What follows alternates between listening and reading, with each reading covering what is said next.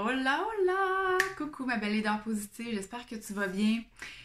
Je vais te parler aujourd'hui d'un sujet qui est important. Je dis ça à chaque fois. Un sujet important, mais surtout dans ces temps-ci, avec je pense, cette nouvelle ère de changement, ce nouveau souffle. Je pense qu'il y a beaucoup de choses qui qui ne seront plus, ou des choses, des concepts, des façons de faire qui ne pourront plus être acceptées. Et tant mieux, hein, parce que des fois, on se dit, on veut revenir à l'ancien monde, mais je me demande si on veut vraiment revenir à l'ancien monde. On veut-tu peut-être revenir à ce qu'on est profondément, hein, des êtres extraordinaires, des êtres lumineux, des êtres d'amour, des êtres purs, et enlever nos masques de plus en plus. Et je pense que cette expérience de vie qu'on vit tous planétairement parlant nous amène à ça. Arrêter de se culpabiliser, de s'écraser soi-même et de vraiment faire face à la réalité, à ce qui est, à ce qui nous habite, à nos pardons. Mais vous savez, j'en parle un petit peu de plus en plus de ça, et de plus en plus je vais en parler parce que 2020 pour moi est une année extraordinairement transformationnelle. Ça m'a amené vraiment à aller au plus profond de moi. Je ne sais pas si vous avez vu ou entendu, pour celles qui me suivent sur le podcast ou sur YouTube, sur notre groupe des leaders positifs que je vous invite fortement à venir rejoindre, parce qu'on est une belle gang vraiment qui vivent toutes les mêmes choses, on a toutes les mêmes questions, on se pose toutes les mêmes questions, puis on cherche des réponses ensemble.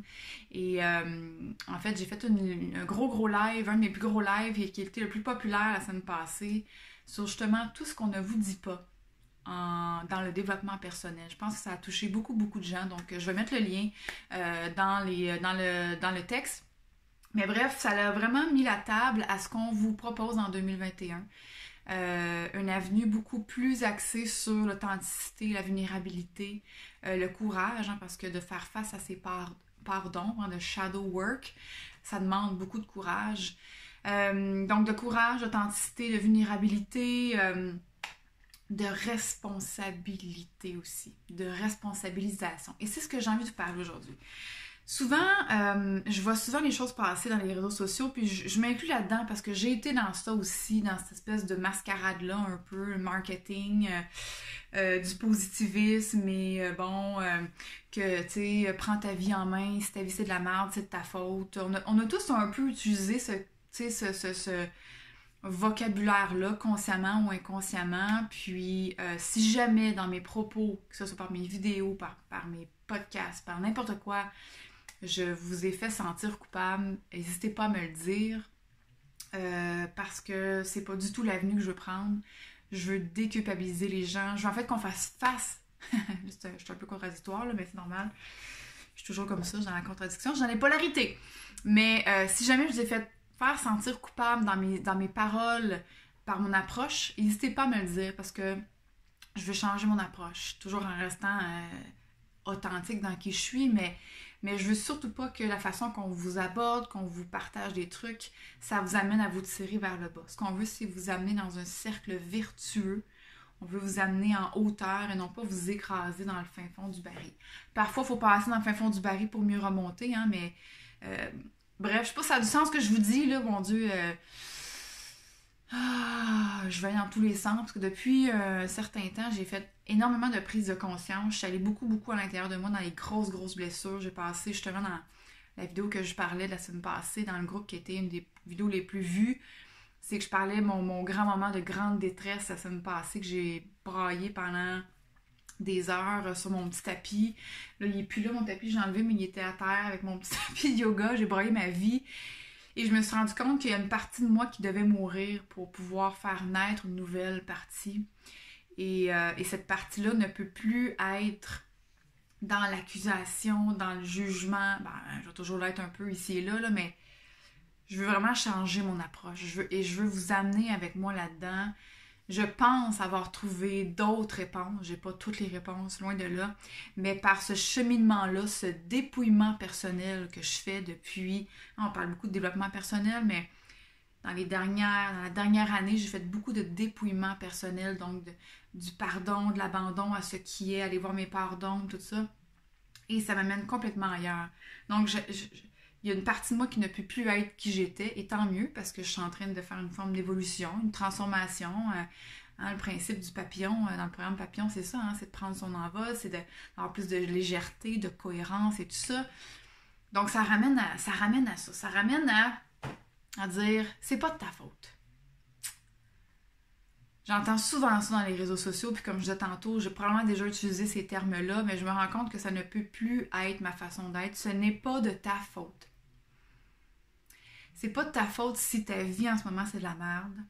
C'est pas de ta faute si tu as perdu ta job. C'est pas de ta faute si tu n'as pas de succès comme tu veux. C'est pas de ta faute si tes relations de couple ne fonctionnent pas. C'est pas de ta faute si ta relation avec tes parents ne fonctionne pas, avec tes enfants. C'est pas de ta faute. Parce que le mot faute, là, ça l'amène automatiquement à la victime. Et faute et victime, on tourne en rond et on ne se sort pas de ça. Et on attire tout simplement encore plus de ça pour confirmer que oui, on est des pauvres victimes.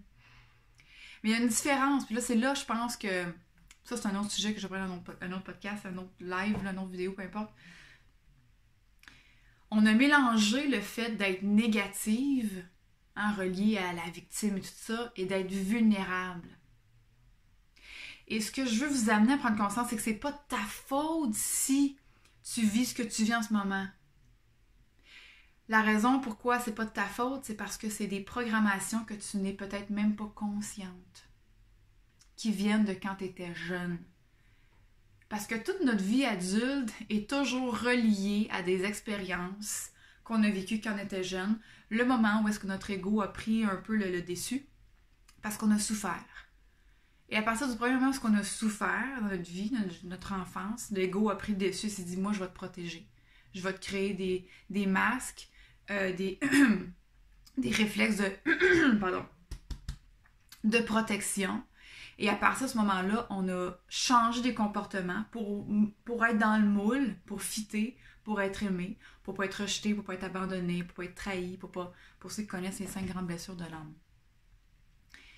Et donc, ça pour dire que c'est pas de ta faute.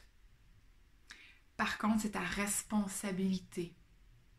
Voyez-vous la nuance? D'amener les gens à dire c'est de ta faute si t'as pas une bonne vie, il faut que tu te prennes en main, puis j'ai bien beau me prendre en main, mais je sais pas quoi prendre en main. J'ai bien beau vouloir changer, mais je sais pas ça vient d'où ces patterns-là. C'est ça ce que le développement personnel ne vous a pas dit. C'est que c'est bien beau mettre du positif, mettre du crémage sur ton caca intérieur, mais à un moment donné, il faut que tu te mettes la face dedans pour pouvoir le guérir. Puis tant qu'on tourne autour puis qu'on fait juste dire « Ah oui, ça va », puis « Ah non, moi je vais bien, non, moi je suis pas négative, moi je suis toujours positive », puis qu'on fait à semblant que tout va bien, puis qu'on se met des masques un par-dessus l'autre, on n'y arrive pas. Et c'est là mon constat de dire oui, le développement personnel, oui, le positif, oui, tout ça, c'est une étape. Mais à un moment donné, tu plafonnes, puis tu te rends compte que, tabarnak, ça fait 10 ans que je fais du développement personnel, puis je souffre encore. Maudite merde. Et c'est là que tu fais face à aux nuits noires de l'âme. Je sais pas s'il y en a qui ont déjà vécu ça, là, dans ceux qui m'écoutent en ce moment. Un moment où est-ce que tu te rends compte que tout ce que tu as fait, c'était des mensonges qui étaient basés sur l'ego, le mental, tes masques, tes processus de défense. Et sans que tu t'en rends compte nécessairement, c'est un mécanisme. Mais à un moment donné, il y a tout ça, là, tu fais un méga switch, tu fais comme « Oh, ok, là, je viens de catcher, là. Ouch! » Et là, ça fait mal. Parce que tu te dis « Ok, mais si je ne suis plus mes blessures, si je ne suis plus mon masque, si je ne suis plus la madame positive, si je ne suis plus mon succès, si je ne suis plus mon couple, qui suis-je? » Et c'est là qu'on se rend compte qu'on n'est rien, qu'on est du vide. Et c'est tout là qui est notre potentiel, en fait. C'est dans le vide absolu, c'est dans l'espace, c'est dans... Parce que le vide est plein, le plein est vide. Et là, je sais que je sors des concepts un peu weirdo, mais c'est dans cette conscience-là que je suis actuellement. et que je suis en train de défricher, de découvrir et que je suis passionnée par ça, que j'ai vraiment envie de vous partager tout ça maintenant, mais je vais peut-être vous perdre si je pars d'un sens dans tous les sens. Fait qu'on va commencer par la première étape, c'est de prendre conscience que ce n'est pas de ta faute, mais c'est ma responsabilité. Parce que plus qu'on dit « Ah, c'est de ma faute, ah oui, je suis tombée nulle », puis on se tape sur la tête, puis on s'écrase nous-mêmes, on s'auto-sabote, c'est l'autre principe de l'auto-sabotage. Elle va dire « Écoute, c'est pas de ma faute. C'est pas ma faute parce que j'ai vécu ces choses-là. Mais aujourd'hui, c'est pas de ma faute, même si c'est de la merde, c'était un processus, c'est ce que j'ai dû vivre pour me rendre aujourd'hui maintenant et prendre conscience que je vais prendre ma responsabilité maintenant. Je ne serai plus cette victime-là qui est victime de tout ce qui se passe, mais je prends la responsabilité de faire face à ce qui est à l'intérieur. Je prends la responsabilité de dire non ou de dire oui ou de changer ma perception. Je le dis souvent dans le cours en miracle, le miracle, c'est de changer sa perception. Puis une phrase qui m'aide énormément et qui m'a énormément aidée dans les dernières semaines, parce que Dieu sait que je suis allée dans les grandes noirceurs intérieures que j'évitais depuis des années. Et je disais à l'univers, la vie, à Dieu, peu importe à quoi vous croyez, je suis prête à voir ça autrement. Et c'est fascinant, les miracles qui se sont passés dans ma vie, en simplement faisant un switch, en sortant de l'ego. Et c'est dur parce que l'ego a été notre meilleur ami pendant des années pour survivre. Là. Et de dire, c'est quoi l'ego? Merci, mais j'ai envie d'autre chose. J'ai envie d'aller... j'ai envie de prendre ma responsabilité. J'ai plus envie d'être la victime de ce qui passe à l'intérieur. À l'extérieur, pardon. Je vais être responsable de mon intérieur à moi. Et ce qui se passe à l'intérieur va se refléter à l'extérieur et vice-versa. C'est un échange énergétique à ce moment-là. Et l'information que je vais envoyer aux gens par ma vibration va être complètement différente. Donc, ce que je vais générer, attirer, créer va être différent aussi. Alors, juste le simple fait de dire « c'est pas de ma faute, hein, parce que c'est de ma faute, je sais, je suis pas à la hauteur, je sais, c'est parce que c'est à cause que ma mère, moi, était pas là quand j'étais jeune, puis elle prenait pas soin de moi, puis elle m'aimait pas, puis mon père... » Et là, on reste dans le caca, puis on tourne, puis c'est un cercle vicieux. Tandis que si on change notre discours, puis on se dit « oui, c'est vrai, j'ai vécu telle chose, mais je prends ma responsabilité et je vais à la rencontre de ces blessures d'âme profondes. Je sais que c'est inconfortable, ça va faire mal pendant un petit bout, mais je prends la responsabilité avec courage, avec authenticité, d'aller voir ce qui se passe en moi pour pouvoir grandir et évoluer authentiquement là-dedans. Et pour aller dans un cercle vertueux, donc d'aller vers le haut et m'élever au lieu de m'éteindre. Et c'est là que je vais trouver mon plein potentiel. C'est là que je vais trouver... En fait, c'est cool de dire qui est-ce que je vais devenir. Oui, mais en même temps, c'est qui est-ce que je suis depuis le jour 1. Et en fait, depuis notre naissance, tout ce qu'on a vécu, c'est des expériences qui nous ont éloignés de qui on est. Pleinement, profondément, purement, parce qu'on a mis des masques, on s'est fait mettre des étiquettes, on s'est identifié à ces étiquettes-là. On a vécu des expériences, donc on voit la vie à travers, hein, notre perception est teintée de nos expériences, donc de notre passé. Alors on vit toujours selon ce qu'on a vécu dans le passé. Et tout ça nous amène toujours à recréer sans cesse les mêmes scénarios, les mêmes patterns. Alors si on veut sortir de ça et revenir vraiment à l'être qu'on est, purement, pleinement, et se poser la question qui je suis, ça c'est aussi une grande question à laquelle j'essaie de répondre sans passer par le mental et l'ego.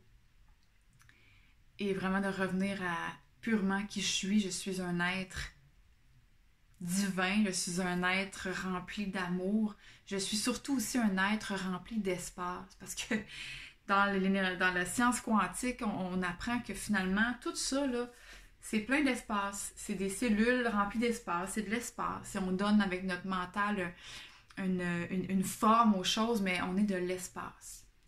Et quand on se laisse aller pleinement dans l'espace, dans le vide, hein, puis c'est ça la méditation d'une certaine façon. Si je fais un lien plus concret peut-être, là, la méditation, c'est de revenir à l'espace, à ce qui est pleinement au moment présent, sans futur, sans passé, sans étiquette, sans masque. C'est l'espèce d'abandon total à ce qui est.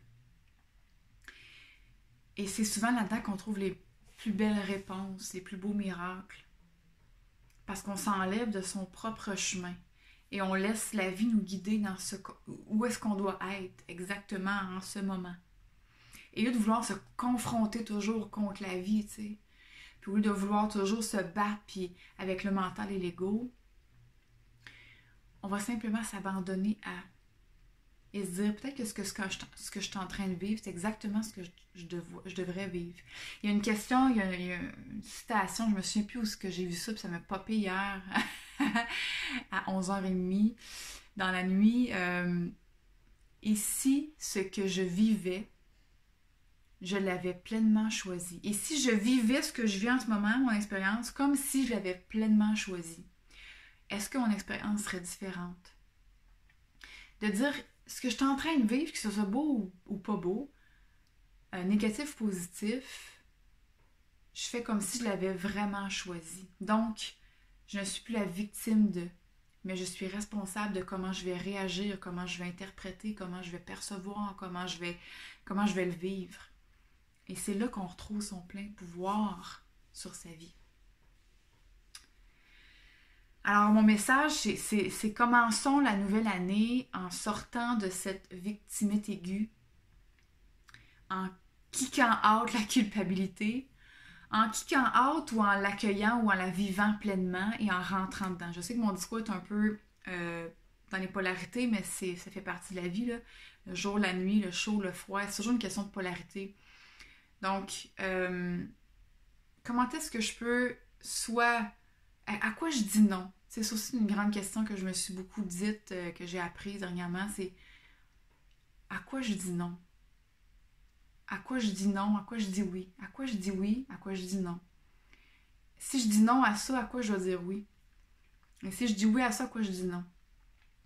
Et aller voir, est-ce que la culpabilité, c'est quelque chose que je repousse quand je dis non à la culpabilité? Ah, pourquoi tu dis non à la culpabilité? Pourquoi tu laisses pas aller la culpabilité? Qu'est-ce qui se cache derrière? Qu'est-ce qui se cache derrière le jugement? Qu'est-ce qui se cache derrière la procrastination? Hein, le but, c'est d'aller vraiment en profondeur. Arrêter d'être en surface, puis aller deep, deep, deep, deep. Pardon. Et c'est ce que je vous propose en 2021. Et c'est ce que je propose en fait en décembre. Mon équipe et moi, ce qu'on veut vous aider à faire, c'est sortir de la culpabilité, c'est de sortir de ce cercle vicieux-là et rentrer dedans solidement, aller voir nos parts d'ombre, aller voir faire notre shadow work et travailler là-dessus pour pouvoir renaître à soi, pour pouvoir retrouver cette paix intérieure-là. Parce qu'il y a une espèce de quête du bonheur où est-ce que j'ai tellement été dans cette quête-là pendant des années. Et finalement, ce que je veux maintenant, c'est oui le positif, mais avant tout, je cherche la paix. Et c'est là le vrai bien-être, c'est d'être en paix avec soi. Parce que quand tu es en paix avec toi, tu es aligné, tu es connecté à quelque chose de plus grand que toi, tu reçois des messages, des synchronicités, des miracles.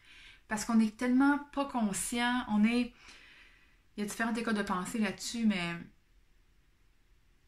on est comme conscient de 15% de ce qui nous entoure. Là. Dans le tangible et l'intangible, dans le conscient, l'inconscient, le subconscient, quelque chose de plus grand que soi, dans ce que je suis en train de faire actuellement va peut-être avoir un impact sur une personne au Nunavut ou en Finlande.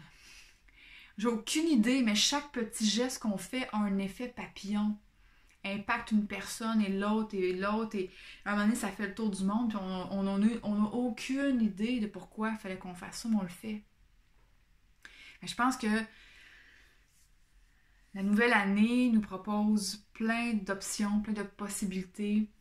C'est comme si on avait fait c'est comme si on fait un genre de reset. J'ai vu ça passer un peu sur les réseaux sociaux. Mais avant de faire le reset, est-ce que vous avez été profondément en vous? On a bien beau faire des resets à chaque année, met ça en reset sur du vieux, puis qu'on fait toujours faire un reset sur, tu sais, on revient tout le temps à la fin de l'année, faire un reset, hein? Ouais, on va refaire un reset, mais j'ai pas été en dessous, là, j'ai pas été voir là, ce qui se cachait en dessous. On finit toujours par tourner en rond. Fait que bref, ce que je veux vous proposer, c'est en décembre, on a envie d'aider un max de personnes. On a envie de vous aider à prendre conscience, à voir quelles sont vos parts d'ombre, et tout en douceur, avec beaucoup d'amour, mais en même temps avec un petit shake, shake. On veut vous brasser avec amour pour vous dire, hey, sais-tu quoi? Ça serait peut-être le temps d'aller voir ce qui se cache. Puis tu le feras pas toute seule. Si t'as envie, on est là. Alors, je vous invite à prendre un appel découverte avec moi ou un membre de mon équipe. On est là pour vous aider, pour vous accompagner, pour vous aider à prendre conscience de tout ça et à vous guider là-dedans. Tout en douceur, sans pression, sans performance, sans toute cette espèce de bullshit-là qu'on nous a rentré dans la gorge depuis des années.